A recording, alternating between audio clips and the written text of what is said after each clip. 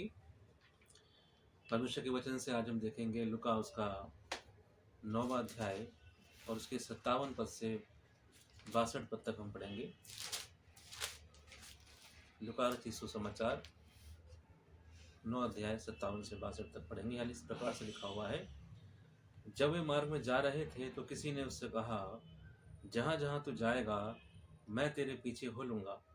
यीशु ने उससे कहा, लोमड़ियों के भट्ट और आकाश के पक्षियों के बसेरे होते हैं, पर मनुष्य के पुत्र को सिर धरने की भी जगह नहीं। उसने दूसरे से कहा, मेरे पीछे हो ले। उसने कहा, हे प्रभु, मुझे पहले जाने दे कि अपने पिता को गाड़ दूं। उसने उससे कहा, मरे हुओं को अपने मुर्दे गाड़ने दे, पर तू जाकर परमेश्वर के राज्य की कथा सुना। एक और ने भी कहा, हे प्रभु, मैं तेरे पीछे हो लूँगा, पर पहले मुझे जाने दे कि अपने घर के लोगों से विदा ले आऊं। यीशु ने उससे कहा, जो कोई अपना हाथ हल पर रखकर पीछे देखता है वह परमेश्वर के राज्य के योग्य नहीं है। सो यहाँ पर जो उसकी हेडिंग लिखी हुई है वो लिखा है, यीशु का चेला बनने का मूल्य। सो यीशु के पीछे चलने का मूल्य समझिए क्या होता है। इनमें से हर एक की ये इच्छा थी कि वो यीशु मसीह के पीछे आना चाहते हैं। जहाँ जहाँ तू जाएगा मैं तेरे पीछे हो लूँगा। तो जब यीशु ने ये बात सुनी तो उसने कुछ बातें बताई कि मेरे पीछे आने का क्या मतलब होता है, या मेरे पीछे हो लेने से क्या तात्पर्य है। सो प्रभु ने कुछ चीज़ें उनका बोली। एक बात यहाँ पर यदि हम उसका 58 पद पढ़ेंगे तो वहाँ यीशु ने कहा, लोमड़ियों के भट्ट और आकाश के पक्षियों के बसेरे होते हैं, पर मनुष्य के पुत्र के सिर धरने की भी जगह नहीं। सो इस बात से क्या तात्पर्य है। यीशु ने जब ये बात कही तो सिर्फ ऐसा नहीं कह रहे कि उसके लिए रहने की कोई जगह नहीं है। उसका ये कथन उन बातों को प्रकट कर रहा है जो यीशु मसीह के पीछे चलने में सामने आती हैं। यानी एक प्रकार से वो बता रहा है कि कुछ तुमको चैलेंजेस फेस करने पड़ेंगे, कुछ हार्डशिप होगी जो तुमको देखनी पड़ेगी अपनी ज़िंदगी में। यीशु उनसे ये बात कर रहे थे जो उसके पीछे आना चाह रहे थे कि जब वे मार्ग में जा रहे थे किसी ने उससे कहा, जहाँ तू जाएगा मैं तेरे पीछे हो लूँगा। तो जब यीशु ने उससे कहा कि आकाश के पक्षियों के बसेरे होते हैं पर मनुष्य के पुत्र के सिर धरने की भी जगह नहीं, तो उसका कहने का तात्पर्य ये नहीं था कि उसके पास कोई रहने की जगह नहीं है, वो बात है। लेकिन इस कथन का अर्थ यह है कि यीशु मसीह ये बता रहे थे कि प्रभु के पीछे आने का से जो कुछ चैलेंजेस होंगे या हार्डशिप जो होगी तुम देखोगे मेरे पीछे आने के लिए, क्या तुम उसके लिए तैयार हो। यीशु उनसे ये बात कहना चाह रहा था। जैसे ही यीशु मसीह ने ये बात कही तो उन लोगों का कुछ एक तरीके से बात करने का तरीका बदल गया। जैसे ही बात ये आती है कि यीशु ने उनसे कहा कि तुम्हें कुछ चैलेंजेस फेस करने होंगे मेरे पीछे आने के लिए, कुछ हार्डशिप होगी, कुछ चुनौतियां होंगी, क्या तुम उनके लिए तैयार हो। तब उनका जवाब क्या आता देखिए। उसने दूसरे से कहा, मेरे पीछे हो ले। उसने कहा, हे प्रभु, मुझे पहले जाने दे कि अपने पिता को गाड़ दूं। उसने उससे कहा, मरे हुओं को अपने मुर्दे गाड़ने दे, पर तू जाकर परमेश्वर के राज्य की कथा सुना। तो ऐसा नहीं था, हिंदी में पढ़ने से ऐसा लगता है कि शायद अभी उसका पिता मर गया है और उसका फ्यूनरल करने जाना। ऐसा नहीं है। बात यहाँ पर यह है कि उस व्यक्ति ने जब ये बात सुनी कि यीशु मसीह के पीछे आने का मतलब चुनौतियों का सामना करना, कुछ हार्डशिप होगी, कुछ चैलेंजेस होंगे लाइफ में, तो वो एक यहाँ पर सारे एक्सक्यूजेज हैं। फिर यीशु मसीह के पीछे आना तो चाहते हैं, लेकिन जब आने के पीछे की बात सामने ये आती है कि उन्हें क्रूस उठाना पड़ेगा या कुछ हार्डशिप होंगी, तो फिर बहाने सामने आते हैं। बहाने क्या थे कि मैं अपने पिता को गाड़ दूंगा। चाहिए तो उसका पिता मरा पड़ा था, उसे गाड़ने जाना था, नहीं। हकीकत में इसको और वर्जन से हम पढ़ते हैं तो कहने का तात्पर्य था वो सीधे सीधे बहाने मारा था कि पहले मैं अपने कर्तव्य पूरा कराऊं। पिता तो उसके जिंदा थे, लेकिन पहले अपने पिता को मैं, जब जिस दिन वो मरेंगे मैं उन्हें गाड़ दूंगा, यानी अपने का सब काम पूरे कर लूंगा, तब मैं तेरे पीछे आऊंगा। यही तो लोगों की सोच चलती है ना कि 20 साल से 30 साल 40 साल तक अपनी जिंदगी में मौज करो, कमाओ, फिर 50 या 60 साल के बाद अपने तीर्थ के लिए निकल पड़ो। यही साइकोलॉजी है अपन इंडिया में। तो कहीं ना कहीं वो भी ये कहना चाह रहा था कि मैं अपने सारे काम निपटा लूं पहले दुनियादारी के, तब तेरे पीछे हो लूंगा अपने उस समय, बुढ़ापे के समय में। ऐसा नहीं था कि वहीं उसका पिता कहीं मरा हुआ था, उसको फ्यूनरल करने जाना था, ऐसा नहीं था। वो बहाना लगा रहा था कि यानी कि कब उसके पिताजी मरेंगे कई साल के बाद, कब वो उनका फ्यूनरल करेगा और कब वो यीशु मसीह के पीछे है। सीधा सीधा एक बहाना है। क्या बहाना? जब यीशु मसीह ने बात बोल दी कि आकाश के पक्षियों के बसेरे होते हैं, लोमड़ियों के भट्ट होते हैं, लेकिन मनुष्य के पुत्र के सिर धरने की भी जगह नहीं है। सो कुछ लोग केवल यीशु मसीह के पीछे ये सोचकर आना चाहते हैं कि वहाँ आशीष आशीष मिलेगी, बहुत कुछ मिल जाएगा। हाँ, निश्चित रूप से प्रभु आशीष देते हैं, लेकिन जिनका नजरिया सिर्फ आशीष पाने का है वो चैलेंजेस से पीछे हट जाते हैं। इसलिए परमेश्वर के वचन में क्या लिखाई दे, हम पढ़ेंगे। वहाँ पे लिखा हुआ है, जब यीशु मसीह बीज बोने का दृष्टांत सुना रहे थे तो उन्होंने क्या कहा था?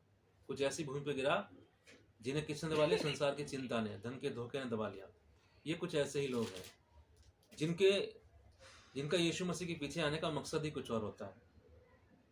तो यदि वो चैलेंज जैसे ही आते हैं वो तुरंत ठोकर खाते हैं और गिर जाते हैं। तो यहाँ जैसे यीशु मसीह ने कहा कि मेरा भाई, मेरे पीछे आने का मतलब है एक हार्डशिप, चुनौतियों का सामना करना। क्या करोगे? क्या तुम मेरे लिए अपने ही लोगों से अपनी निंदा सुनोगे? मेरे नाम के कारण निंदा उठाओगे? नहीं उठाना चाहते। क्या तुम ये सहन कर पाओगे मेरे नाम के कारण लोग तुम्हारे साथ मिलना जुलना छोड़ दें, या वो तुम्हें तुच्छ जाने? क्या तुम तैयार हो इस बात के लिए? नहीं होते तैयार।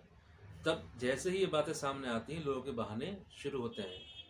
तो इसके पिताजी एकदम मरे हुए नहीं थे कि उसको फ्यूनरल करने जाता है, तुरंत आया था यीशु मसीह पे। वो सीधा सीधा बहाना था कि भाई ये अपने घर वापस लौटना चाहता है, और कब इसके पिताजी मरेंगे, कब ये फ्यूनरल करेगा और कब यीशु के पीछे आएगा।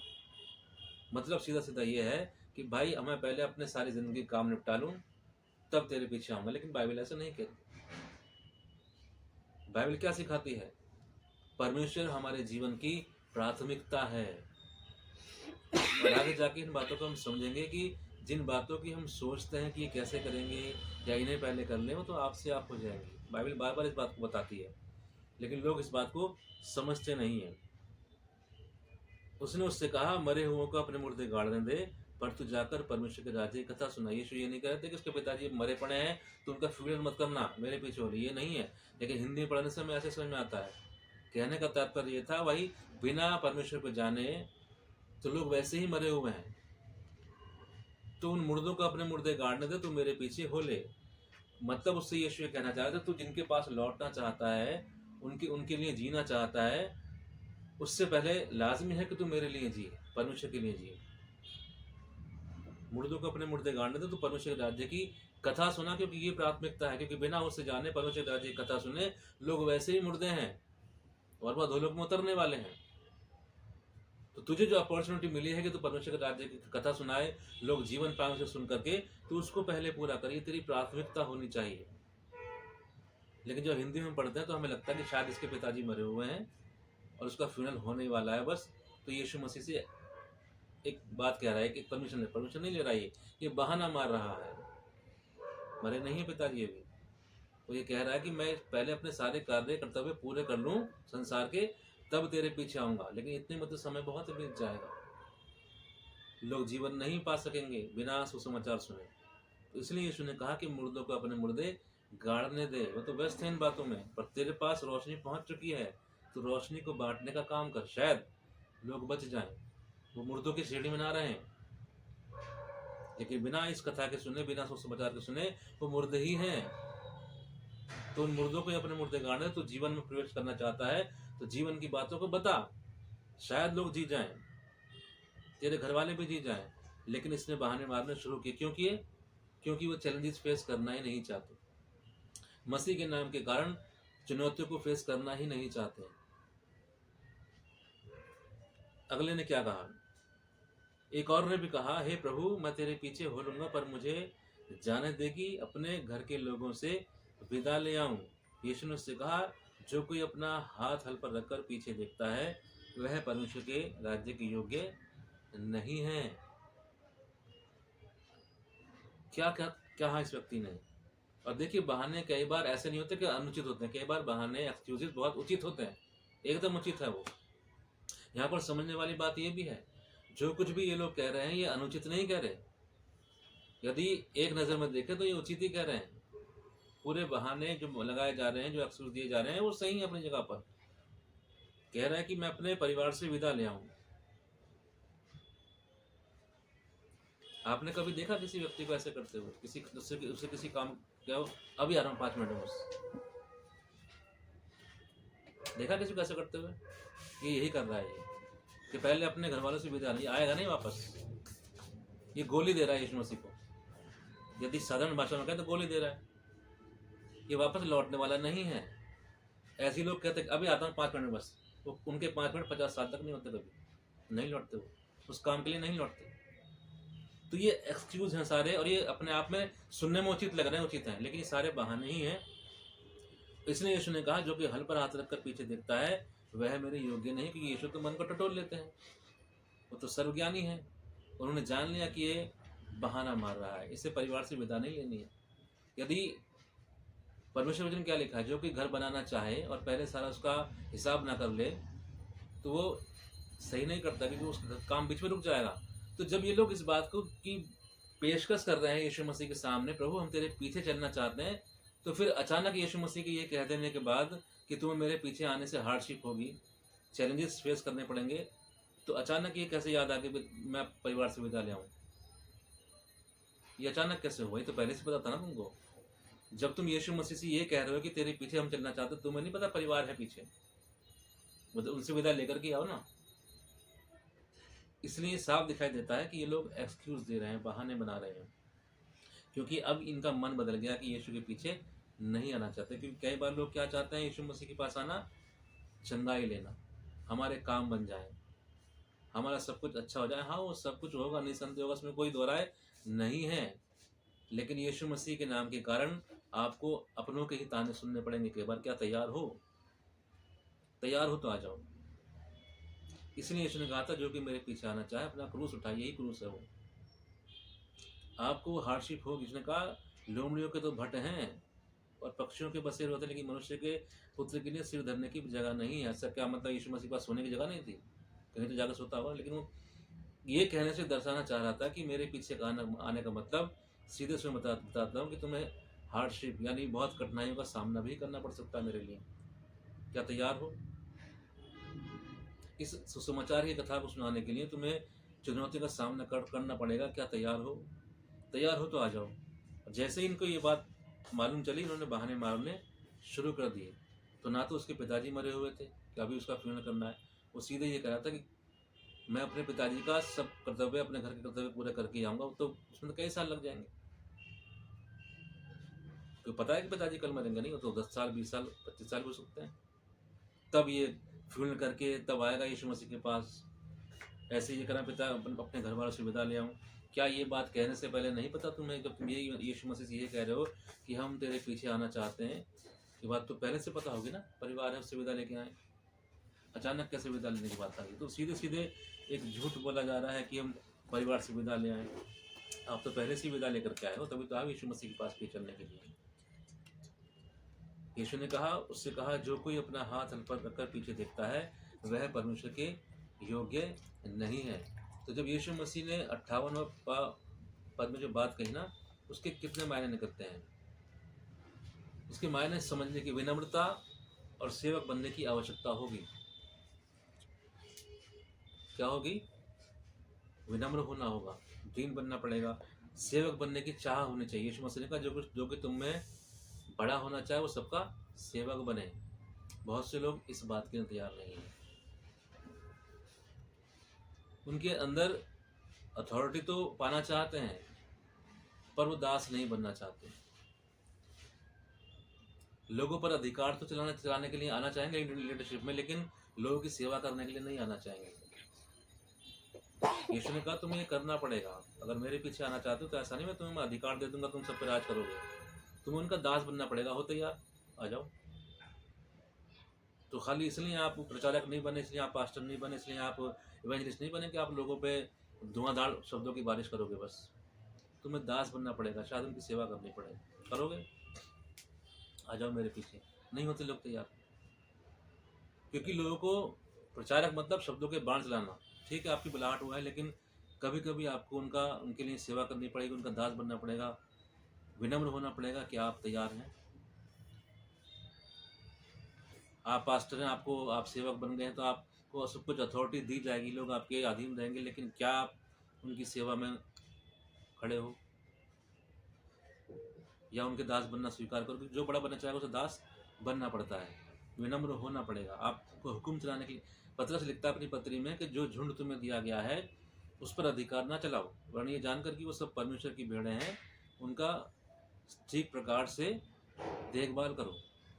तो ये बात माता पिता पर, पिताओं पर, माताओं पर, टीचर्स पर, सब पर लागू होती है, पास्टर्स पर, सब पर लागू होती है।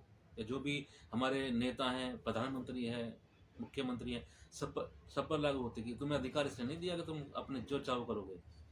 उनकी सेवा करने के लिए तुम्हें अधिकार दिया गया है, उनका पालन पोषण करने के लिए परमेश्वर के वचन के अनुसार तुम्हें वो अधिकार दिया गया। क्या तैयार हो? लेकिन बहुत से लोग सिर्फ इसलिए लीडरशिप होना चाहते हैं कि उन्हें अधिकार चलाना अच्छा लगता है, लेकिन बाइबल इसके विपरीत बात कहती है। तो यीशु मसीह के पीछे आने का मतलब ऐसा नहीं है कि कोई आपको कोई ऐसा अधिकार मिल गया कि आप सब पे राजा हो गए, नहीं। यीशु का पीछे आने का मतलब कि आप सबके दास हो गए। आप दास बनना चाहते हो तो आ जाओ। कई बार क्या होता है, दूसरों के द्वारा तिरस्कृत किया जाना, एक्सेप्टेंस का ना होना। यदि आप यीशु मसीह के पीछे चलना चाहते हैं तो लोग आपको तिरस्कृत करेंगे, आपको एक्सेप्ट नहीं करेंगे, लोग आपको स्वीकार करें या ना करें, लेकिन तब भी हमारा विश्वास मसीह में बने रहना। क्या इस तरह से हम सोच सकते हैं? तो खाली यीशु मसीह जो 58 पद में कहा, इसका सिर्फ वही मतलब है कि यीशु मसीह के पास सिर धरने की जगह नहीं है। ये सारे मायने उसके अंतर्गत आ जाते हैं। यीशु मसीह उनको दर्शा रहे थे कि हार्डशिप है मेरे पीछे आना, एक कठिनाई की बात है। क्या तुम तैयार हो? क्या तुम सिर्फ राज करना चाहते हो या दास बनना चाहते हो? दास बनना चाहते हो तो मेरे पास आओ, तो राज तो वैसे तुम अपना आप करोगे।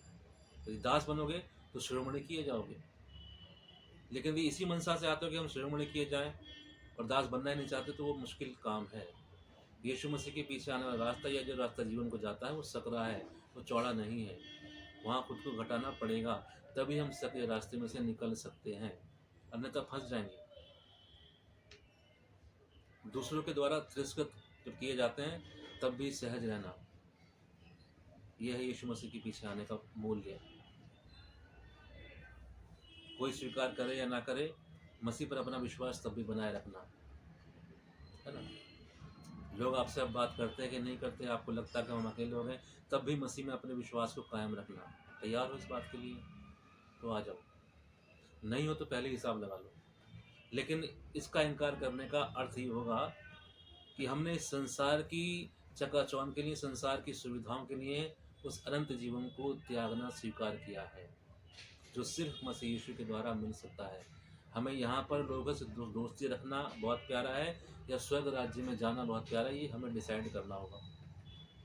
लोग हमें स्वीकार करें, हमें ये ज़्यादा ज़रूरी है, या परमेश्वर हमें स्वीकार करे, हम स्वर्ग में जा सकें और परमेश्वर की दोस्ती हमारे यहाँ इस धरती पर हमारे साथ हो, हम उसकी अगुवाई में जीवन जी सकें, ये ज़्यादा ज़रूरी है। ये प्राथमिकता हमें डिसाइड करनी पड़ेगी। लोग तो यीशु मसीह के कारण आपका तिरस्कार करेंगे, जो पहले बुलाते थे अब नहीं बुलाएंगे। याद रखिएगा, हो तैयार इस बात के लिए, ये सहने के लिए आ जाओ यीशु मसीह के पीछे। तो क्या यीशु मसीह हमेशा ऐसे रहने देंगे आपको? नहीं, यीशु मसीह आपको एक नया परिवार देंगे, एक नया झुंड देंगे, जहां पहले से अधिक आनंद होगा। लेकिन इससे पहले आपको ये चैलेंज से गुजरना पड़ेगा, क्योंकि परमेश्वर चाहते हैं कि हम विश्वास की परीक्षा से गुजरें। परमेश्वर ये देखना चाहते हैं कि मुझसे अधिक तुम्हें क्या अजीज है, और वो चाहते हैं कि मुझसे अधिक तुम्हें कुछ और अजीज ना हो। यदि परमेश्वर हमारी प्राथमिकता होंगे तो जो कुछ हमें चाहिए वो आपसे आप हमारे जीवन में जोड़ा जाएगा, ये सच्चाई है। परमेश्वर कोई भी आशीष हमसे रख ना छोड़ेंगे, लेकिन जो लोग सिर्फ आशीष पाने के लिए आना चाहते हैं उनके लिए कठिनाई होगी, वो रास्ते से ही लौट जाते हैं यीशु के पीछे चलने से। जैसे इन्होंने बहाने मारने शुरू किए, वैसे ही बहाने उनके शुरू हो जाते हैं।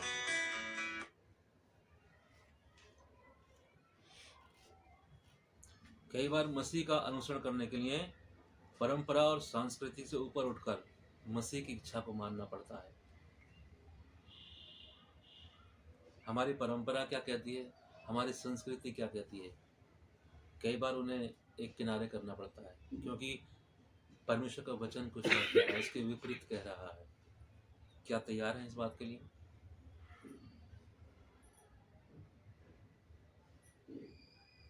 ये सारे चैलेंजेस हैं, कठिनाइयाँ हैं, ये क्रूस उठाना है।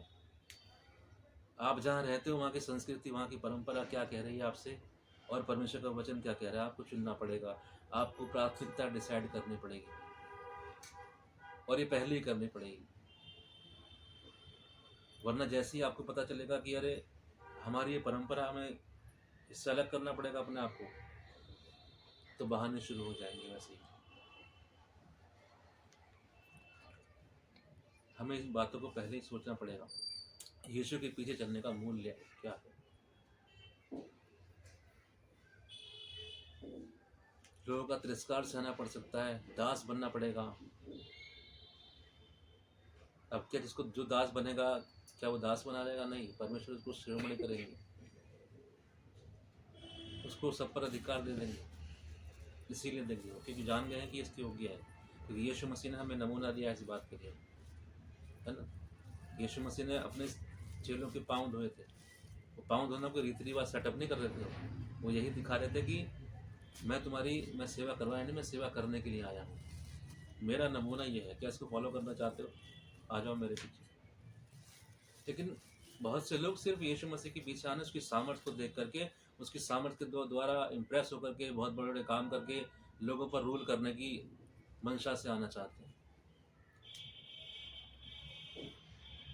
उस माइंडसेट को चेंज करना पड़ेगा कि बाइबल इसके अलग सिखाती है हमें। यीशु मसीह ने जो नमूना दिया है वो अलग है। वो राजा बनना नहीं, वो सेवक बनने का है। लेकिन जो सेवक बनेगा, परमेश्वर उसको अधिकारी वैसे ही बनाते हैं, वो खुद बनाते हैं। लेकिन जो केवल अधिकारी बनने की मंशा से आता है, वो उसके राज्य के योग्य नहीं। फिर एक कहता है कि मैं अपने परिवार से विदा ले आऊं। तब यीशु मसीह ने उससे क्या कहा कि जो हल पर हाथ रखकर देखता है वह परमेश्वर के राज्य के योग्य नहीं है। और आप बड़े ध्यान से देखें कि इनके जो बहाने थे वो अनुचित नहीं थे, वो उचित लगते हैं मनुष्य के दृष्टिकोण से, एकदम बिल्कुल सही बहाने बात है। कुछ गलत थोड़ी है भाई, आपके पीछे आ जाएंगे, लेकिन बराबर मम्मी डैडी को बाय बाय कहा है, उनसे कहा है कि हम फिर इतने सालों के बाद मिलेंगे आपसे। लेकिन वो ऐसा कह नहीं रहता हकीकत में, वो बहाना मारकर यीशु के सामने से निकलना चाहते थे बस, कि फिर कभी लौट के ना आए। ऐसे ही होता है ना, क्योंकि साफ नहीं कह पा रहे ना वो। कई बार आपने भी देखा होगा ऐसे लोगों को, जब उनसे कुछ बात कही जाए, कुछ करने के लिए कहा जाए, तो वो जब साफ इनकार नहीं कर पाते, तो यही कहते हैं अभी आता हूँ 5-10 मिनट में, थोड़ा इम्पोर्टेंट काम याद आ गया, और फिर वो कभी लौटते नहीं उस बात के लिए। ऐसा नहीं है कि 5 मिनट बाद लौट ही आएंगे आपके पास, नहीं आएंगे वो, क्योंकि आपने जो कहा है वो करेंगे ही नहीं, उन्हें करना ही नहीं है। तो ठीक वैसा ही इन्होंने भी यहाँ पर किया है। मत्ती 16:24-26 में क्या लिखा है देखिएगा, पढ़िएगा इसको। मत्ती 16वां अध्याय 24 से 26।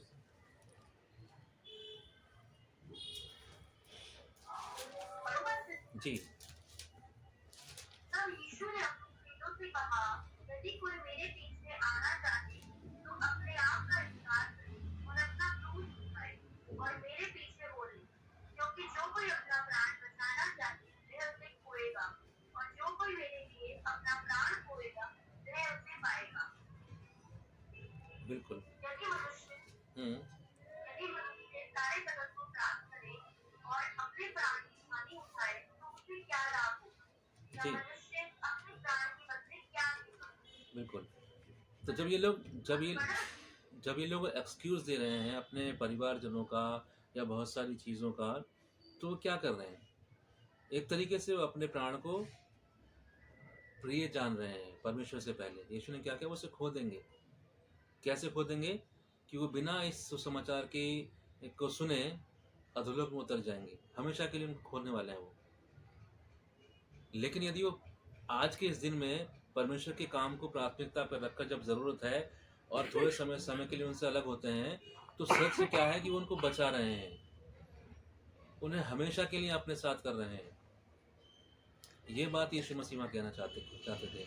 यदि हम आज कुछ चीज़ों को परमेश्वर से, इसका मतलब ये नहीं कह रहे परमेश्वर के हम अपने घर-बार को छोड़ दें, अपनी ज़िम्मेदारी को पूरा ना करें। ऐसा नहीं है बात, संदर्भ यहाँ पर।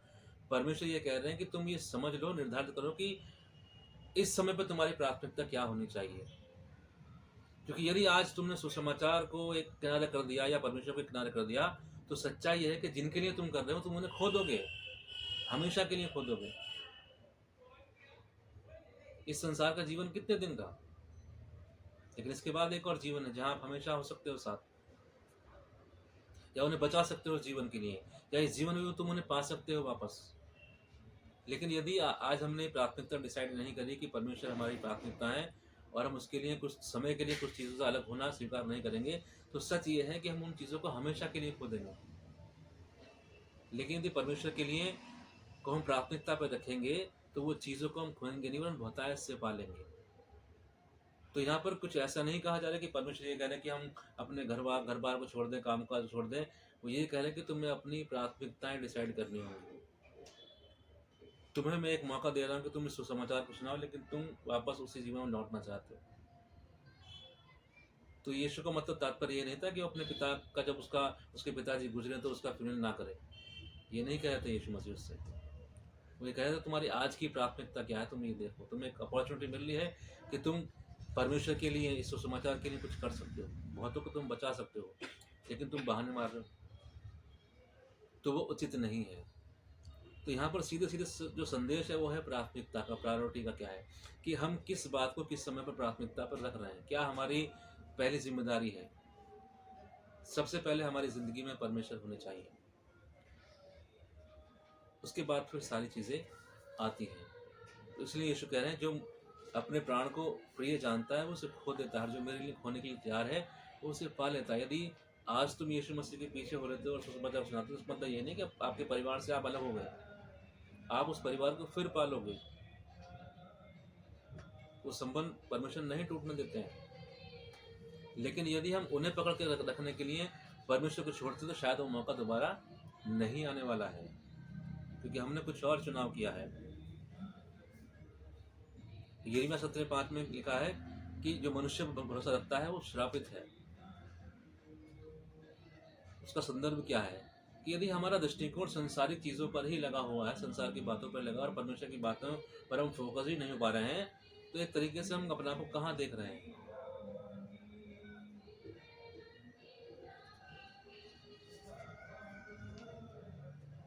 इन लोगों के जवाब में यीशु ने जो कुछ भी कहा वो प्राथमिकता का निर्धारण था, एक संदेश था कि हम किस बात की प्राथमिकता रखें अपने जीवन में।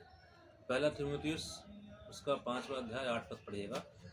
ये मैं इसलिए पढ़ रहा हूँ ताकि हमें संदेश क्लियर हो। ऐसा नहीं है, ना कोई समझे कि यीशु मसीह ये कह रहे हैं कि अपने पिता का फ्यूनरल मत करो, बस मेरे पीछे आ जाओ, या अपने घर वालों से विदा लेकर के ना, या उनसे ना मिलो, बस मेरे पीछे आ जाओ। यीशु मसीह ये नहीं कह रहे हैं, क्योंकि यदि वो कहते हो तो यहाँ पत्री में जो हम पढ़ रहे हैं फिर ये ना लिखा होता। पहला तीमुथियुस 5 अध्याय 8वां पद। यदि कोई अपनों की और निज करके अपने घराने की चिंता ना करे तो वह विश्वास से उबर गया है जी, और अविश्वासी से भी बुरा बन गया है। क्या लिखा है यहाँ पर? पहला तीमुथियुस जी। पर यदि कोई अपनों की और निज करके अपने घराने की चिंता ना करे तो वह विश्वास से उबर गया है और अविश्वासी से भी बुरा बन गया है। जी, जो अपने घराने की चिंता ना करे वो विश्वास से मुकर गया है। तो अब इसको यदि हम देखें तो यीशु मसीह फिर क्या कह रहे हैं? क्या उनका ये कहना कि मैं अपने पिता को गाड़ा हूँ या अपने परिवार वालों से विदा ले आऊँ गलत था?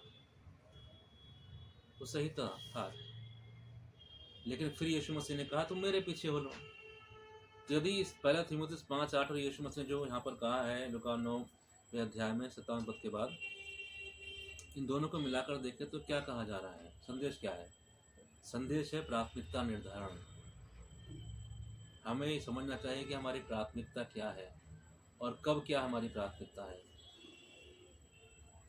ये हमें समझना पड़ेगा। जो कोई अपने घर वालों की चिंता ना करे वो विश्वास से मुकर गया है। तो जब यीशु मसीह ये कह रहे हैं कि तुम मुर्दों को अपने मुर्दे गाड़ने दे और तू परमेश्वर के राज्य की कथा सुना, तो वो प्राथमिकता की बात कर रहे हैं, निर्धारण कर रहे हैं प्राथमिकता की। वो मुर्दे कौन है?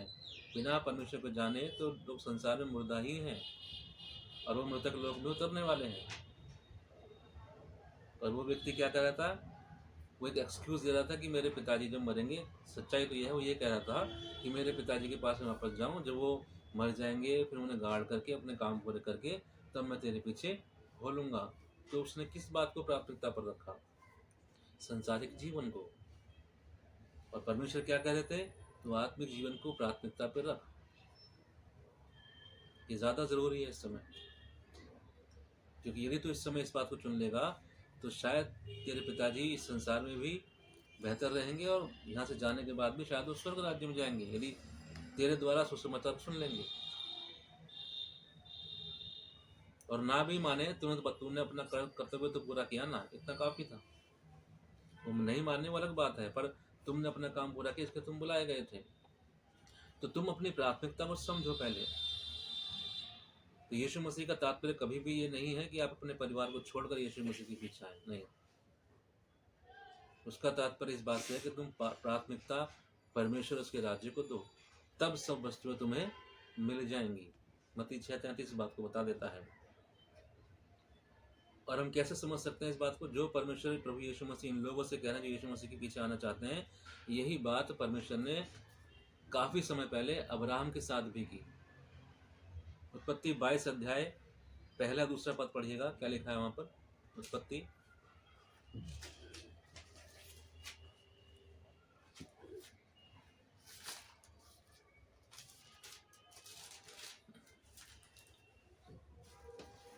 इन बातों के पश्चात ऐसा हुआ कि परमेश्वर ने अब्राहम से यह कहकर उसकी परीक्षा की, हे अब्राहम, उसने कहा, देख मैं यहाँ हूँ।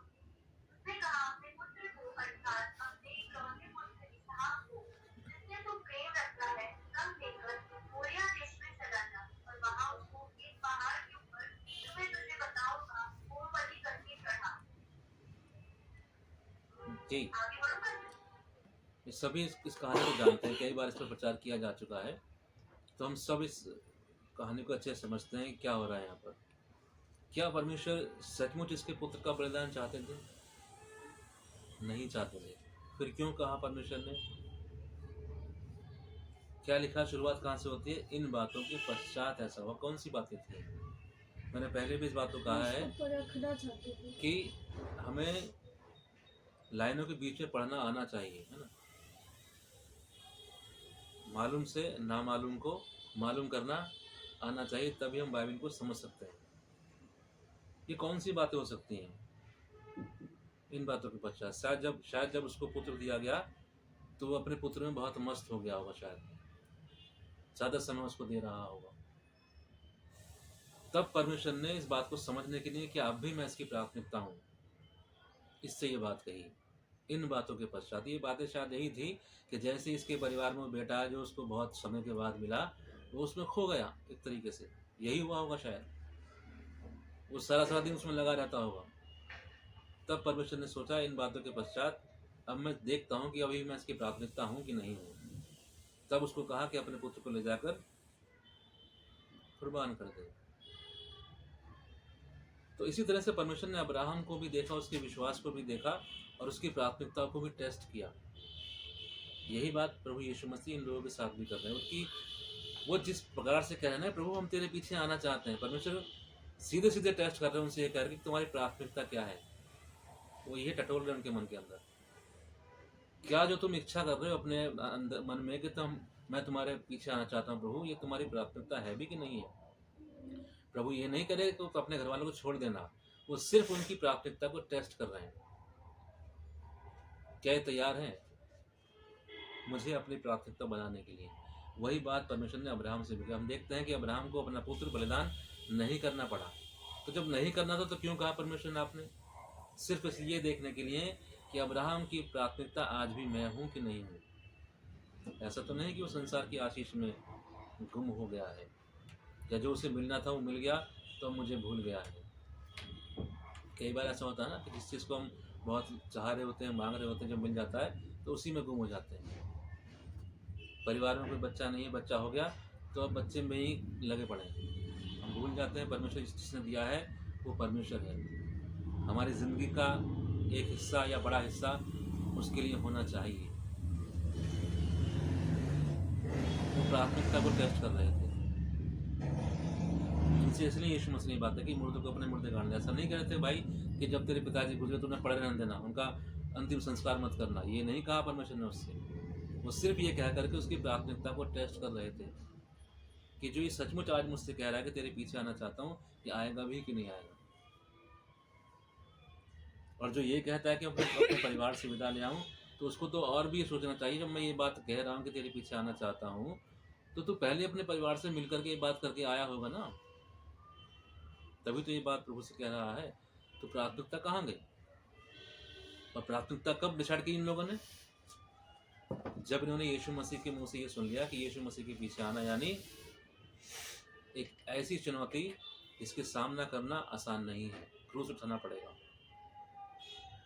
दास बनना पड़ेगा, तिरस्कार सहना पड़ेगा, दुर्व्यवहार सहना पड़ेगा, लोग इंसल्ट कर देंगे आपकी भरे बाजार, यीशु मसीह के कारण सहना पड़ेगा आपको। और अपनी परंपरा और अपनी संस्कृति की बातें कई बार जो आज तक हमें उचित लग रही थी लेकिन परमेश्वर के वचन के अनुसार वो उचित नहीं है, उनको भी एक तरफ करना पड़ेगा। क्या है हमारी प्राथमिकता?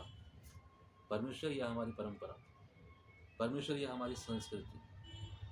परमेश्वर या हमारा सम्मान? यदि हमारा सम्मान हमें ज़्यादा प्रिय है तो हम दुर्व्यवहार या तिरस्कार सहन नहीं कर पाएंगे, इसलिए हम लौट जाएंगे। मैं आपको एग्जाम्पल बताता हूँ, एक जीता जागता। कई बार बच्चे जाते हैं ना, आप लोग सोचते हैं कि बाइबल कॉलेज में जाना मतलब बहुत वहाँ पवित्र माहौल होता होगा, है ना, बहुत कुछ अच्छे संस्कार में लड़के रहते होंगे। नहीं, ऐसा नहीं है। ऐसा कहेंगे हो भी सकता है, लेकिन जैसे सब जगह पर बच्चे होते हैं ना, या जो बाकी कॉलेज में, बाकी हॉस्टल्स में जैसे एक दूसरे की खिंचाई करते हैं, वो वैसे वहाँ भी हो सकती है। और इस प्रकार की खिंचाई, इस प्रकार की चीज़ें हर आदमी सहन नहीं कर पाता, लौट जाता है वो। वजह क्या होती है इस बात की?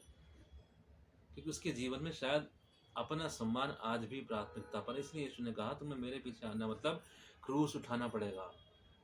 अब मेरा सम्मान इतना इम्पोर्टेंट नहीं है कि मैं उसके लिए यीशु का रास्ता छोड़ दूं।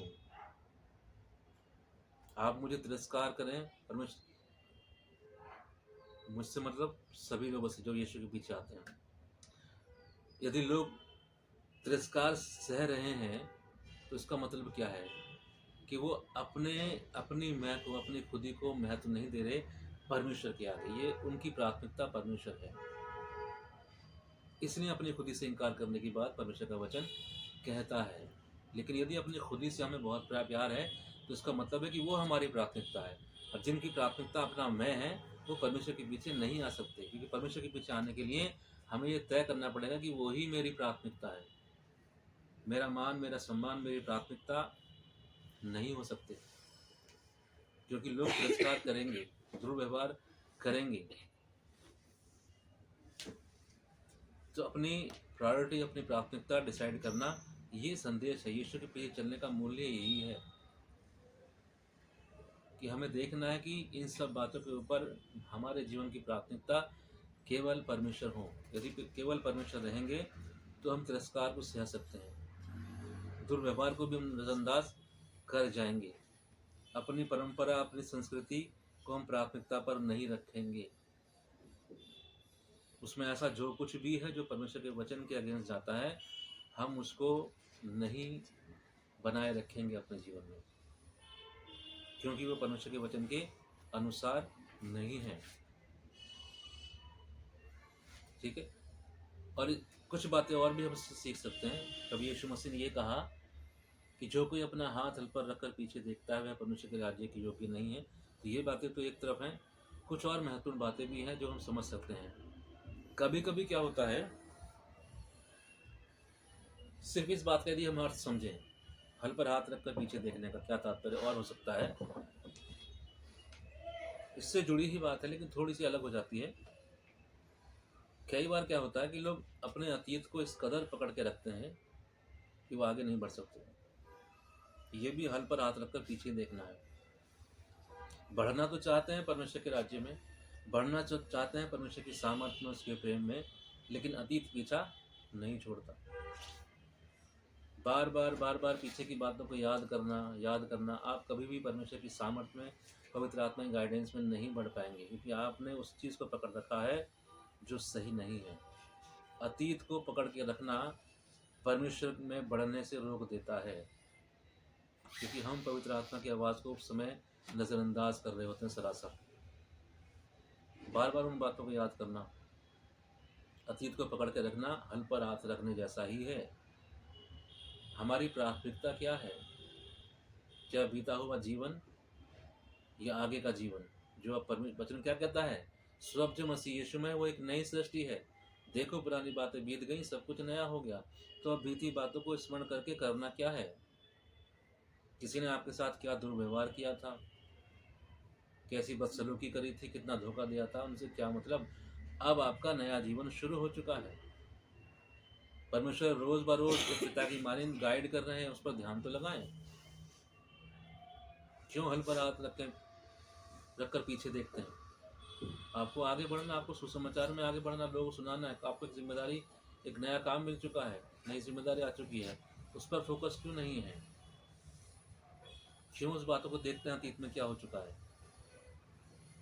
कई बार लोग अपने पिछले पापों की क्षमा के लिए संघर्ष करते रहते हैं, जबकि क्षमा कर दिए गए हैं। अपने अंदर घुट रहे हैं, मैं इतना गंदा पापी इंसान था, ये किया मैंने, इतनों को धोखा दिया, इतने झूठ बोला। उनसे बात छूटती ही नहीं है, अपने पिछले पापों को याद करते रहते हैं और अपने अंदर एक दोष भावना पालते रहते हैं, इसमें संघर्ष करते रहते हैं। ये भी हल पर हाथ रखकर पीछे देखना ही है। यदि क्षमा कर दिए गए हैं तो उस क्षमा को एक्सेप्ट कीजिए और आगे बढ़िए। पीछे खिड़की से झांकने का क्या मतलब है? बार बार एक तरफ तो आगे बढ़ना चाहते हैं हम, प्रभु में आगे बढ़ें, लेकिन जो प्रभु ने रास्ता दे दिया उस पर आगे चलने के बजाय पीछे देखते हैं हम कितने पापी थे आप पापी थे, हम पापी। लेकिन ये सच्चाई आपको नहीं पता चली कि आप मसीह में क्षमा कर दिए गए। तो यदि क्षमा कर दिए गए तो उस पर एक्सेप्ट करें और आगे बढ़ें। खेत की जुताई कीजिए ना, आपने हल पर हाथ रख दिया है। हल पर हाथ क्यों रखा है? खेत जोतूंगा अब मैं, बीज बोऊंगा प्रभु के राज्य में, सुसमाचार सुनाना है, आगे बढ़ना प्रभु में। लेकिन हम पीछे की तरफ झांकते रहते हैं कि हम कितने पापी, और वही निराशा बार बार घेर लेती है। लोग ईश्वर से मेल मिलाप के लिए संघर्ष करते रहते हैं, कैसे प्रभु को प्रसन्न कर दें, क्या हम कर दें। और इस बात का अर्थ यह है कि वो कभी भी इस बात को समझ नहीं पाए कि मेरा मेल परमेश्वर से हो चुका है। अपने एफर्ट्स में, अपने जतन में लगे रहते हैं।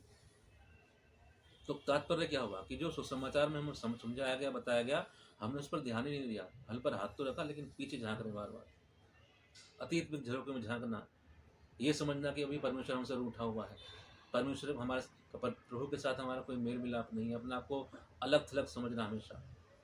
ये हल पर हाथ रखकर पीछे देखना ही है, क्योंकि बाइबल हमें वहाँ से उठाकर बहुत अलग ले आई है, अंधकार से निकाल कर ज्योति में ले आई है। हम ज्योति में रहते हुए अंधकार में झांकने की कोशिश करते रहते हैं। ये हल पर हाथ रख के पीछे देखना ही है। तो इससे अपने आप को हम बचाएं। क्यों? क्योंकि परमेश्वर ने क्या कहा है, तुम चिंता करके क्या करोगे। पहला पत्रस 5:7 हमें क्या बताता है कि अपनी सारी चिंताएं परमेश्वर को सौंप दो, क्योंकि उससे तुम्हारा ध्यान है। तो फिर अतीत की चिंताएं, पिछला जीवन में कितने पापी थे वो, या हमारा भविष्य में क्या होगा, ये सब सोच कर हम उस दिशा में आगे नहीं बढ़ते जहाँ परमेश्वर हमें बढ़ाना चाहते हैं। अर्थ यही आता है कि हमारे जीवन की प्राथमिकता बदलने लगती है, जबकि परमेश्वर चाहते हैं कि वो खुद हमारी प्राथमिकता हो। लेकिन चिंताएं, अतीत के झरोकों में झांकना, ये सब हमारी प्राथमिकता चेंज करते हैं, हमें कहीं और धकेलने की कोशिश करते हैं। उससे हमें बचना चाहिए। या किसी प्रियजन का चले जाना, उसकी मृत्यु हो जाना, कई बार लोगों को इतना निराशा में डूब देता है कि वो आगे नहीं बढ़ पाते। उसके उसके बारे में सोचते रहते हैं, सोचते रहते हैं, सोचते रहते हैं। परमेश्वर चाहते हैं कि तुम आगे बढ़ो। उस अतीत के झरोखे में अब मत झांको। अपनी प्राथमिकता को डिसाइड करो, तो ये बहुत बेहतर होगा। कई बार लोग किसी को माफ नहीं कर पाते। दुर्व्यवहार इतना अधिक था कि उसको वो इतना स्मरण है, इस कदर याद है जीवन में कि ना तो उस व्यवहार को भूल पाते हैं, ना और जिसने किया है उसे माफ नहीं कर पाते। ये भी अतीत में झांकने जैसा ही है, हल पर हाथ रखकर पीछे देखने जैसा ही है। कभी भी उस प्राथमिकता में बढ़ने नहीं देगा जिसमें परमेश्वर हमें देखना चाहते हैं, कभी नहीं बढ़ने देगा। तो यदि कुछ भी ऐसा है कि हमें लगता है किसी ने हमारे साथ इतना दुर्व्यवहार किया है कि हम माफ नहीं कर पा रहे, और हम आगे बढ़ना तो चाहते हैं लेकिन बार बार पीछे धकेलने सा महसूस होता है, तो वो इसीलिए है हमने अपनी प्राथमिकता को नज़रअंदाज किया है। यदि बार बार हम इन्हीं बातों को याद कर रहे हैं तो सोचिए कि प्राथमिकता क्या है। क्या परमेश्वर का वचन मेरी प्राथमिकता है, जिस पर वचन कहता है कि मैं निरंतर उस पर मनन करता रहूंगा। मैं परमेश्वर की व्यवस्था को निरंतर अपने सम्मुख रखूंगा, यानी उसके वचन को रात दिन ध्यान करता रहूंगा।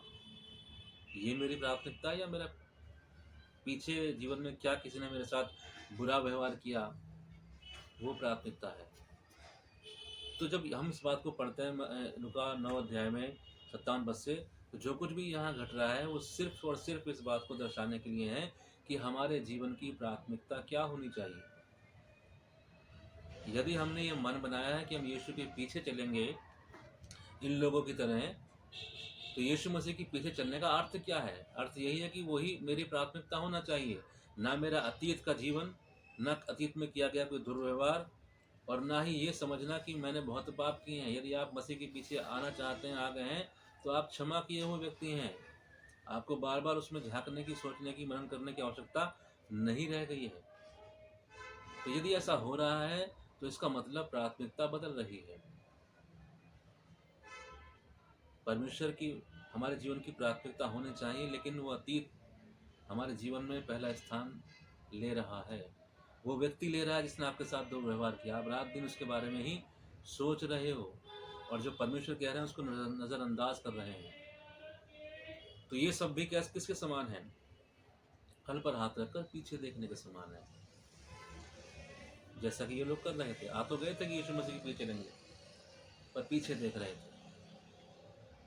ठीक वैसे ही लोगों के जीवन में घटता है। कई बार अतीत को इस कदर पकड़ के रखते हैं, आ तो गए यीशु मसीह के पीछे चलेंगे, पर अतीत पीछा नहीं छोड़ रहा उनका, क्योंकि वो छोड़ना नहीं चाहते। छोड़ क्यों नहीं पा रहे? क्योंकि परमेश्वर के वचन में जो उनके लिए बातें कह दी गई हैं उस पर फोकस नहीं हो रहे हैं, और उनकी प्राथमिकता नहीं बन पा रहा। वचन तो कहता है कि तुम मसीह में परमेश्वर की धार्मिकता हो, पर ये स्टेटमेंट बाइबल का उनकी प्राथमिकता नहीं हो पा रहा है। उनकी प्राथमिकता क्या हो रहा है? जो लोग दिखा रहे हैं कि तुम तो बहुत गंदे इंसान थे, तुमने ये किया है, तो लोग क्या कह रहे हैं आपके बारे में और परमेश्वर क्या कह रहा है, क्या है हमारी प्राथमिकता? ये डिसाइड करेगा कि हम आगे बढ़ेंगे, यीशु के साथ चलेंगे, आगे नहीं चलेंगे। तो आना तो चाहते हैं, यीशु मसीह के पीछे चलना चाहते हैं, लेकिन जैसे ही यीशु मसीह ने कहा कि मेरे पीछे आने का मतलब संघर्ष है ही है, तिरस्कार भी है। क्या तुम मेरे लिए वो सह सकते हो? तो आ जाओ मेरे पीछे। एक संदेश हमें यहाँ पर ये मिलता है, यानी प्राथमिकता क्या होगा तुम्हारी, तुम्हारे जीवन के हर पल में प्राथमिकता यदि मैं हूँ तुम्हारी, तो तुम ये सब सह जाओगे। लेकिन ये तुम्हारा मान सम्मान तुम्हारी प्राथमिकता है, तो तुम्हें बहुत मुश्किल होगा ये सहना। तुम मेरे नाम के कारण ये दुख नहीं उठा सकते, लेकिन ये बिल्कुल ही आप तुमने अपनी मैं को एक तरीके से मिट्टी में मिला दिया है, तो तुम सह जाओगे। पर ये कठिन काम है मेरे लिए भी और हम सब के लिए, क्योंकि हम अभी तक उस स्तर पर पहुँचे नहीं हैं। हमें पहुँचना है। हमने किसी ने भी अपनी खुदी से अभी इतना इनकार संभवतः नहीं किया होगा, पर हमें उस हद तक पहुँचना है कि जीवन के हर पल में परमेश्वर हमारी प्राथमिकता रहे, हम खुद ना हो जाए, हमारी कोई चीज़ ना हो जाए। तो यदि परमेश्वर हमारी प्राथमिकता है तो वचन जैसा कहता है, जो मेरे लिए अपने प्राण को खोएगा उसे पालेगा। यदि आपने अपने सम्मान को यीशु मसीह के लिए दरकिनार किया ना, तो आप समझ लीजिए आप बहुत सम्मानित होने वाले हो। परमेश्वर उस महिमा में प्रवेश दिलाएंगे जो आपने कल्पना भी नहीं की होगी। वो इतनी महिमा, इतना सम्मान देना जानते हैं, दिलवाते हैं। तो इसलिए ज़रूरी है कि हम डिसाइड करें कि परमेश्वर और उसकी धार्मिकता की हम पहले खोज करें, तब सब वस्तु हमको मिल जाएंगे। लेकिन यदि वस्तुओं को हम खोज करेंगे, वस्तुओं को बचाने की कोशिश करेंगे, तो सच्चाई ये है कि हम उन्हें खो देंगे। क्यों? क्योंकि हम परमेश्वर से पहले उन्हें अपनी प्राथमिकता बना रहे हैं। तो ये करने से बचना चाहिए और कभी भी अतीत के झरोखे में ना झोंकें। यदि हम यीशु के पीछे आने का निर्णय कर चुके हैं और आ गए हैं, एक कदम बढ़ा लिया है, तो पीछे की बातों को भूल जाइए, उन तिरस्कारों को जो पीछे हुए दुर्व्यवहारों को भूल जाइए, क्योंकि अब आप मसीह में नई सृष्टि हो चुके हैं। तो परमेश्वर का वचन में जो आपके लिए बातें कही गई हैं, वो हमारी प्राथमिकता होनी चाहिए। लोग क्या कह रहे हैं, पीछे जीवन में क्या घटाता है, वो प्राथमिकता पे कभी ना रखें, क्योंकि वो फिर उसी के समान है, हल पर हाथ रखकर पीछे देखने जैसा ही है वो भी। एक पहलू उसका ये भी है।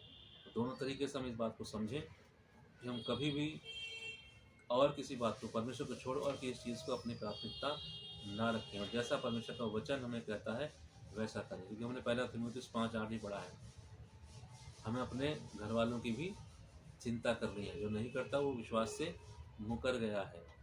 तो प्रभु कभी भी ये नहीं करे कि आप घर वालों को छोड़ दें, उनके प्रति अपने कर्तव्य को पूरा ना करें। सिर्फ वो ये संदेश देना चाहते हैं कि उनसे पहले मैं तुम्हारी प्राथमिकता होना चाहिए। यदि है ऐसा, तो तुम ये देखो कि मुझे तुम्हारी सब बातों का ध्यान है। इतना तुम अपने घर वालों की चिंता नहीं कर पाए, जितना तुम्हारे लिए मैं कर सकता हूँ, और तुम्हारे द्वारा उनके लिए बहुत कुछ करवा सकता हूँ। तो परमेश्वर को हमारी सब बातों का ध्यान है। यदि परमेश्वर हमारी प्राथमिकता है, तो वो हमारी सब बातों की चिंता करते हैं। कैसे हमारे बच्चे पढ़ेंगे, कैसे उनकी शादी ब्याह होगी, कैसे उनकी फीस जाएगी, वो सब बातों की चिंता कर रहे हैं। लेकिन वो चिंता हमारी प्राथमिकता कभी नहीं होनी चाहिए। हमारी प्राथमिकता कौन हो? परमेश्वर हो, राज्य का ये सुसमाचार हो, जिसके सुनने के द्वारा लोग जीवन पा सकते हैं। यदि इस प्राथमिकता को हम चुन लेते हैं, तो आप यकीन जानिए परमेश्वर को हमारी सब बातों का ध्यान है। वो संकट में अति सहज से मिलने वाला परमेश्वर है। हमसे पहले वो चिंता करता है हमारी सब बातों की। हम तो शायद सोच भी नहीं पाएंगे, लेकिन परमेश्वर को पहले से पता है कि हमें क्या चाहिए, हमारी क्या आवश्यकता है, और वो चाहता है कि वो हमें देगा, और वो निश्चित रूप से देता है। इसलिए ज़रूरत ये है कि अपनी प्राथमिकता को हम डिसाइड करें। बाइबल का संदेश यही है कि हम परमेश्वर से पहले किसी चीज़ को ना रखें, और यदि पहले हम परमेश्वर को रखते हैं, तो ये ना सोचिए कि आपकी चीज़ों का क्या होगा। मैंने पहले एक बार बताया था कि यदि परमेश्वर की हसरतें हमारी हो गई हैं, तो हमारी हसरतें परमेश्वर की हो गई हैं। यानी यदि हम परमेश्वर के राज्य की चिंता कर रहे हैं, तो परमेश्वर हमारे जीवन की चिंता करते हैं और हमसे बेहतर करते हैं। तो आप अपने किसी कर्तव्य से कभी चूक नहीं पाओगे, क्योंकि आपने अपने जीवन की प्राथमिकता परमेश्वर को बनाया है। आप अपने सभी कर्तव्यों को बाखूबी निभाओगे, परमेश्वर की सामर्थ्य से निभाओगे, अपने लोगों के लिए बहुत कुछ कर पाओगे, बहुत कुछ कर जाओगे परमेश्वर की सहायता से। लेकिन याद क्या रखना है, परमेश्वर हमारी प्राथमिकता होनी चाहिए। परमेश्वर, उसके राज्य धर्म की खोज पहले करनी चाहिए, तब सब वस्तुएं हमको मिल जाएंगी। आइए हम प्रार्थना करें।